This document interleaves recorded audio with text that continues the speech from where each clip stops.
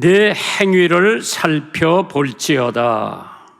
오늘 본문의 말씀, 자기의 소위를 살펴볼지어다. Consider your ways. 이스라엘 백성들이 포로 생활을 했죠. 잡혀갔어요. 우리나라 사람들이 일본에 잡혀가가지고 부용을 한 것처럼, 노동을 한 것처럼 잡혀갔어요. 소수민족의, 약소민족의 고통이죠. 이 사람들이 이제 다시 본국으로 돌아오는데, 돌아와 보니까 집도 다 망가지고 살 집이 형편없어서 자기 집도를 짓고 있을 때에 학개 선지자를 통해서 하나님께 이스라엘 백성들에게 네 행위를 살펴볼지어다, 네 소위를 살펴볼지어다, 네가 하고 있는 옳은 일이 지금 옳은지 그른지 한번 살펴보아라. 오늘 그 말씀이 기록되어 있습니다. 학개라고 하는 뜻은 축제라고 하는 뜻인데, 학개 선지자가 순종의 결과와 불순종의 결과를 적나라하게 명확하게 지적해 놓은 하나님의 말씀입니다. 학개 1장에 보시면은 역시 네 소위를 살펴볼지어다. 참 그렇게 하면서 하나님께서 내가 너와 함께 함이니라. 학개 2장 4절에요. 그러나 나 여호와가 이르노라. 하나님 말씀을 하실 때는 우리가 경청을 해야 돼요. 뭐라고 하시는 거니? 스룹바벨아, 스스로 굳세게 할지어다. 여호다삭의 아들 대제사장 여호수아야, 스스로 굳세게 할지어다. 나 여호와의 말이니라. 이 땅 모든 백성아, 스스로 굳세게 하여 일할지어다. 내가 너와 함께 하노라. 만군의 여호와가 말이니라. 하나님의 말씀에 우리가 귀를 경청할 때에 거기에는 반드시 축복이 있는 줄 믿으시기 바랍니다. 적다고 무시하지 말고 괄세하지 말고, 예수님께서는 가난한 과부의 엽전 2개를 연보한 것을 하늘에서 가장 크고 중요하다고 제자들에게 가르쳐 주셨고, 어린 소자 하나의 목숨을 귀하게 여기셨고, 참새 한 마리도 하나님께서 허락 없이는 떨어지지 않는다고 하셨습니다. 남은 부스러기 버리지 말고 12광주리를 모았다고 하는 것 자체, 우리는 부스러기, 찌개기 그냥 내버리는데 예수님께서 제자들에게 그것나마 다 담아서 간직하라고 하신 하나님의 말씀, 적은 거, 짧은 시간, 이런 걸 잘 선용하는 사람은 앞으로 큰일을 할 수 있지만은 이거를 무시하고 그냥 내버리는 사람들에게는 앞으로 큰일을 할 수가 없다고 하나님께서 말씀을 하십니다. 작은 시간, 작은 물건, 작은 일, 이것이 다 하나님이 주시는 큰 기회입니다. 작은 것을 낭비하는 우리의 버릇은 빨리 고쳐야 합니다. 작은 물방울 하나가 바다를 만들고, 천리길도 첫 걸음부터 시작돼, 첫 발짝부터 시작되는데, 작은 일에 성실하지 못하는 사람은 큰일에도 성공을 못할 겁니다. 큰 건물도 벽돌 하나가 시작되는 거죠. 하나님께서 마태복음 25장 21절에 그 주인이 이르되 잘하였도다, 착하고 충성된 종아, 네가 작은 일에 충성하였음에 내가 많은 것으로 네게 맡기리니 네 주인이 주인의 즐거움에 참여할지어다. 오늘 본문에는 말씀을 근거로 첫 번째 대지가 하나님의 때, 하나님의 시기와의 관계가 오늘 여기 나옵니다. 학개 1장 2절에요. 여호와, 만군의 여호와가 말하여 이르노라. 이 백성이 말하기를 여호와의 전을 건축할 시기가 이르지 아니하였다 하느니라. 하나님께서 성전을 지어야 된다고 하는데 백성들은 성전 질 때가 아니다, 시기에 대한 것을 모르고 있는 거죠. 반대하는 사람들이 너무 많았습니다. 기회는 자주 있는 것이 아니죠. 때를 놓치면 우리는 성공을 못하죠. 전도서 3장 1절 이하에 보면 천하의 범사가 있고 기한이 있고 모든 목적이 이룰 때가 있나니 날 때가 있고 죽을 때가 있으며 심을 때가 있고 심은 것을 뽑을 때가 있으며 죽일 때가 있고 치료시킬 때가 있으며 헐 때가 있고 세울 때가 있다고 그랬어. 인간의 만사는 때가 있는 법이에요. 그래서 하나님의 때, 하나님의 시기의 관계 우리는 반드시 한번 생각을 해야 되는데, 이 말씀은 세상 일과 하나님의 활동 반경을 말하는 것이지 하나님의 사역을 말하는 것은 아닌 것 같아요. 왜? 전도는 때를 얻든지 못 얻든지 해라고 그랬어요. 기도도 항상 해라고 그랬지 항상 기도해라고 그랬어요. 그런 거하고는 상관없이 하나님의 사역에 대해서, 하나님의 일에 대해서 오늘 이걸 해야 되겠다, 아니 이거는 내년에 해야 되겠다, 그러한 거에 대해서 하나님께서 언급을 하셨는데, 디모데후서 4장 2절에 너는 말씀을 전파하라, 때를 얻든지 못 얻든지 항상 힘쓰라, 범사에 오래 참음과 가르침으로 경책하며 경계하며 권하라고 했어요. 데살로니가 전서 5장 17절에 쉬지 말고 기도하라고 그랬어요. 하나님의 사역은 때를 따라서 해야 되지만은 우리의 신앙생활은 성경 매일 봐야 돼요. 기도 매일 해야 돼요. 전도 날마다 해야 돼요. 때를 얻든지 못 얻든지 전도를 해야 되는 거죠. 시기. 그래서 첫 번째로 시대적 착각을 우리가 하지 말아야 되지요. 하나님의 일에는 시기가 반드시 있는 것입니다. 기회나 시기를 놓치고 생명이나 사업이나 결혼이나 학업에 좋은 것을 놓치는 인생이 얼마나 많은지 몰라요. 반드시 때가 있다고 그랬죠. 그래서 하나님께서 우리가 시기가 아니라 시대적 착각을 갖지 말아야 돼요. 2차 대전 치열하게 싸워질 때에 독일 병사들이 연합군한테 패배를 하면서 엄청 많이 부상을 당했죠. 그 사람들을 다 수송해서 연합군 병원으로 데려갔어요. 대부분 독일 군인들이 이제 우리 살았다. 근데 그 중에 독일 군인 하나는 아예 인상이 안 좋은 거예요. 그런데 피를 너무 많이 출혈을 한 거예요. 이 사람 수혈을 하지 않으면 죽게 되는데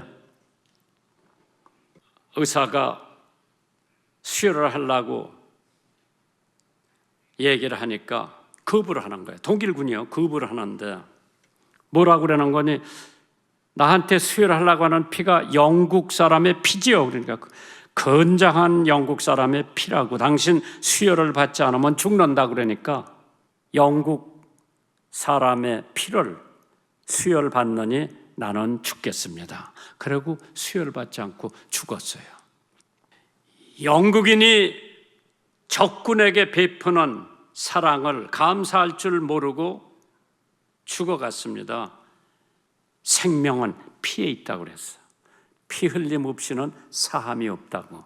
오늘 우리들의 고집, 우리들의 교만, 우리들의 명예를 내세워 예수 그리스도의 보혈을 반대하고 십자가 보혈을 믿지 않는 사람들은 이 독일 군인처럼 죽을 수밖에 없지요.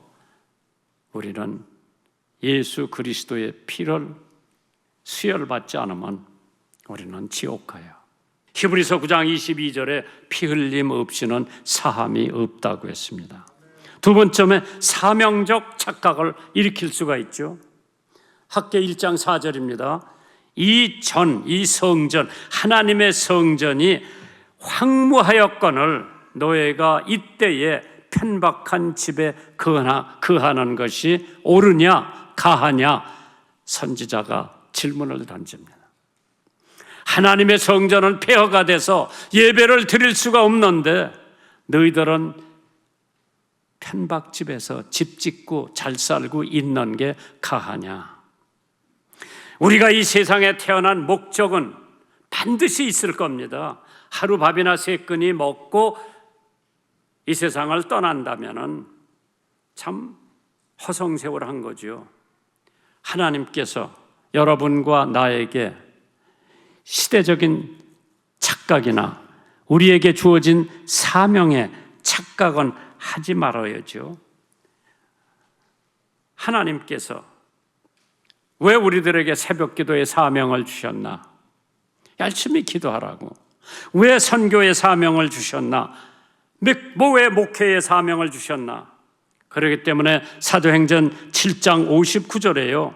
저희가 돌로 스데반을 치니 스데반이 부르짖어 가로되 주 예수여 내 영혼을 받으시옵소서 하고 무릎을 꿇고 크게 불러 가로되 주여 이 죄를 저들에게 돌리지 마옵소서 이 말을 하고 자니라.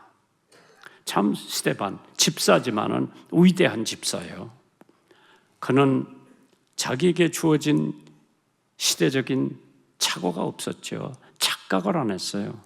그래가지고 자기가 하나님 앞에 순교함으로써 초대교회에 많은 은혜를 끼친 줄 믿습니다. 두 번째, 인생의 삶과의 관계. 학계 1장 5절 6절에 있는 말씀이지요. 그러므로 너희가, 왜 여기 그러므로가 나와요? 너희는 판벽한 좋은 집에서 살고 있으면서 여호와 나의 집은 황폐되고 형편없이 됐는데 그게 옳으냐? 하나님이 물어보시는데 그것 때문에 학계 1장 5절 6절에 그러므로 너희가 지금 그렇게 살고 있기 때문에 그러므로 이제 나 만군의 여호와가 말하노니 너희는 자기 소유를 살펴볼지니라. 너희가 많이 뿌릴지라도 수입이 적으며 먹을지라도 배부르지 못하며 마실지라도 흡족하지 못하며 입어도 따뜻하지 못하며 일꾼이 삭슬 받아도 그것을 구멍 뚫어진 전대에다 넣음이 되느니라. 제대로 되는 게 하나도 없어요. 인생은 의식주를 위해서 일생 동안 수고하고 노력하고 교육을 받고 있습니다. 우리의 삶이 중요하기 때문이죠. 그러나 잠시 살 인생을 위해서 우리 일생을 바치는데 왜 영혼을 위해서는 단 한 시간도 안 바치려고 하는지 이해가 안 갑니다. 여기 보니까 많이 뿌려도 소득이 적다고 그랬어요. 씨가 나빠서도 아니죠. 밭이, 땅이 나빠서도 아니고 뿌리는 사람들이 잘못해서도 아니죠. 왜? 그 당시에 나의 삶의 관계, 하나님과의 관계가 너무나 멀어져 있는 거예요. 하나님의 생각이 나에서 떠나간 거예요.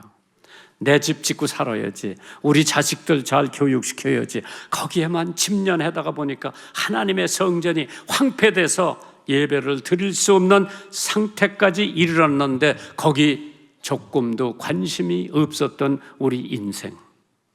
공중의 새를 보라, 심지도 않고 거두지도 않고 창고에 모아들이지도 아니하되 너의 하나님께서 천부께서 기르시나니 너희는 이것들보다 귀하지 아니하냐.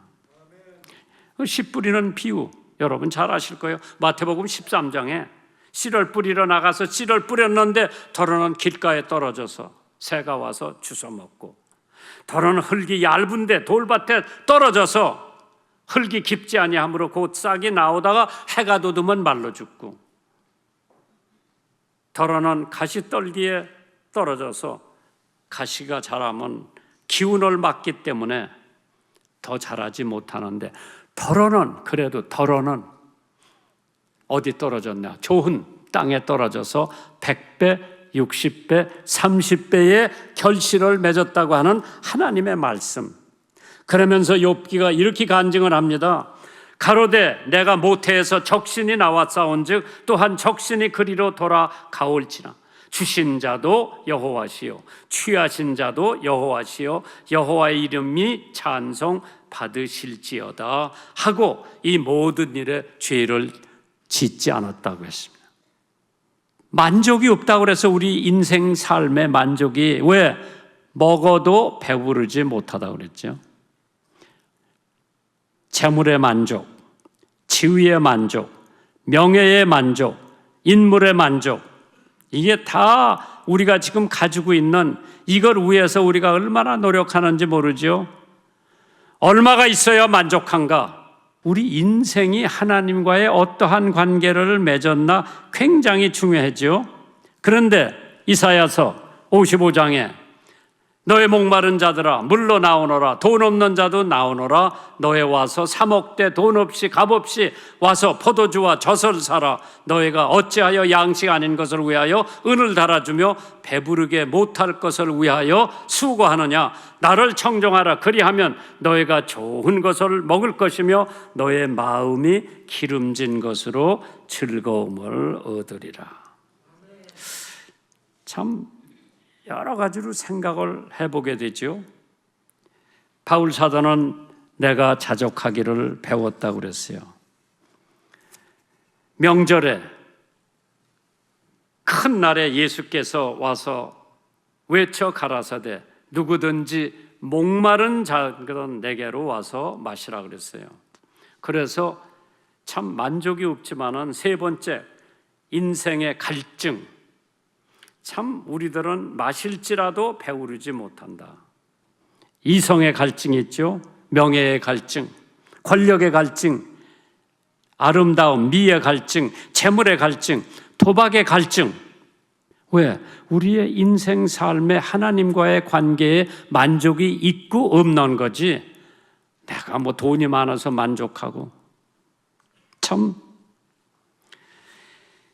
평안도 없다고 그랬어요. 평안이 없는 인생. 성경을 보니까 입어도 따뜻하지 못하며. 한번 생각해 보세요.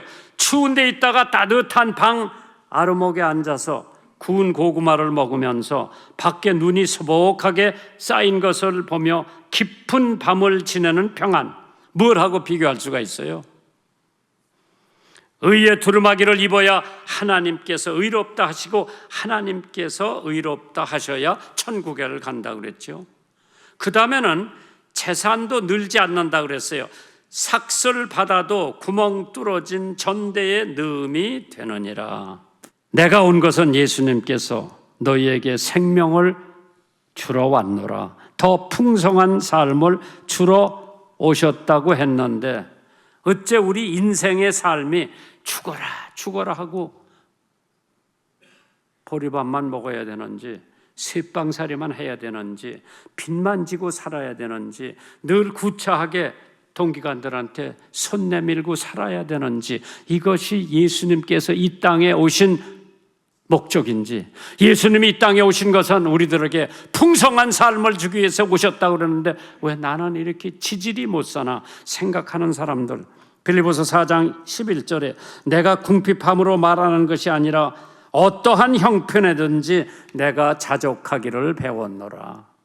사역, 인생과의 관계도 있지만은 사역과의 관계 굉장히 중요합니다. 나는 하나님과 같이 동역하는 사역하는 사람이야. 하나님의 하수인이 아니요 하나님과 같이 동역하는 사람이야. 그게 얼마나 영광이에요. 중종 때 유명한 신하, 명신이라고 그러죠. 김정국이라고 하는 사람이 33살에 벼슬을 따가지고 동부 성지의 자리에 오릅니다. 뭘 잘못했는지 그 자리에서 쫓겨나가지고 시골집으로 낙향을 합니다. 고향에 정자를 하나 짓고 스스로 팔어거사라고 한 얘기를 내놓습니다. 팔어거사. 팔어란 8가지가 넉넉하다는 뜻이죠. 그런데 그 사람은 지금 국록 월급도 못 받는 추제에 팔여라고 한 뜻을 몰라 의아하게 생각했던 한 친구가 그에게 물어봤답니다. 그러자 김정국은 웃으면서 이렇게 대답을 했대죠. 첫째, 토란국과 보리밥을 넉넉하게 먹고, 둘째, 따뜻한 온돌에서 잠을 넉넉하게 자고, 셋째, 맑은 샘물을 넉넉하게 마시고, 넷째, 서가에 가득한 책을 넉넉하게 보고, 다섯 번째, 봄꽃과 가을 달빛을 넉넉하게 감상하고, 여섯 번째, 새와 솔바람 소리를 넉넉하게 듣고, 일곱 번째, 눈 속에 핀 매화와 설이 맞은 국화 향기를 넉넉하게 맡는다네. 한 가지 더, 여덟 번째지요. 이 일곱 가지를 넉넉하게 즐길 수 있기에 팔려라 했네. 그 친구가 김정국의 말을 듣고 팔부족이라고 화답을 했다고 합니다. 참 선비들 글들 잘 쓰는 모양이지요. 세상에는 자네와 반대로 사는 사람도 많이 있구나. 그러면서 첫째, 진수성찬을 베풀어 먹어도 부족하고, 둘째, 휴양한 난간에 비단 평풍을 치고 잠을 자면서도 부족하고, 세 번째, 이름난 술을 실컷 마시고도 부족하고, 네 번째, 울긋불긋한 그림을 실컷 보고도 부족하고, 다섯 번째, 아리따운 기생과 실컷 놀고도 부족하고, 여섯 번째, 희귀한 향을 맡고도 부족하다 여기지. 일곱 번째로 한 가지 더, 이 일곱 가지 부족한 게 있다고 여덟 번째 부족함을 걱정하더라. 인생을 살면서 하나님께 어떻게 나와의 관계가 맺어졌나? 하나님의 사역을 하면서, 하나님의 사역은 때가 있는 법이고, 하나님의 사역, 학계 1장 8절입니다. 너희는 산에 올라가서 나무를 가져다가 성전을 건축하고, 그리하면 내가 그로 인하여 기뻐하고 또 영광을 얻으리라. 나 여호와가 말하노라. 너희들만 판벽한 집을 짓고 살지 말고 여호와의 성전을 짓는데도 때를 놓치지 말아라. 사역, 노력의 필요. 산에 올라가서 나무를 해오지요. 돈 주고 사와야 할 거죠. 노동력이 필요하고 성전의 필요. 아무거나 짓는 것이 아니라 하나님의 성전을 건축할 때 기술도 필요하고 정성도 필요하고 시간도 필요하고 많은 물질이 필요합니다. 그렇기 때문에 고린도후서 6장 1절에 우리가 하나님과 함께 일하는 자로서 너희를 권하노니 하나님의 은혜를 헛되이 받지 말아라. 한 번은 영국의 유명한 부흥사가 랄란 히어라고 하는 목사님이 거리를 가는데 여러 마리 돼지가 마치 양이 목자를 따라가듯 졸졸 따라가는 모습을 봅니다. 호기심에 목사님이 돼지 뒤를 따라가 봤습니다. 그런데 놀라운 것은 사람이 도상장간으로 그 돼지를 인도하고 있는 건데 그냥 말없이 졸졸졸졸 따라가서 도살장간에 가면 죽는 것도 모르고 따라가는데 그 목사님이 물어봤어요. 형제요, 어떻게 돼서 그 돼지를 이곳까지 능수능란하게 인도해 오셨느냐고 물어보니까 그가 이런 비결이 있었어요. 보시다시피 나는 완두콩을 가지고 있는 바구니가 있는데 완두콩을 몇 개씩 떨어뜨리면 그걸 주워 먹기 위해서 돼지가 졸졸졸졸 따라오더래. 마찬가지로 마귀가 우리들에게 유혹의 콩을 떨어뜨리는데 쾌락의 콩, 정욕의 콩, 욕망의 콩, 우매의 콩, 죄악의 콩을 떨어뜨리면 우리 사람들은 그걸 주워 먹기 위해서 따라가다가 결국은 사망, 지옥으로 떨어지는 수밖에 없다고 그랬죠. 야고보서 4장 7절에 그런즉 너희는 하나님에게 순복할지어다 마귀를 대적하라 그리하면 너를 피하리라. 오늘 여러분과 하나님과의 관계 한번 소위를 살펴보시기를 주님의 이름으로 축원합니다.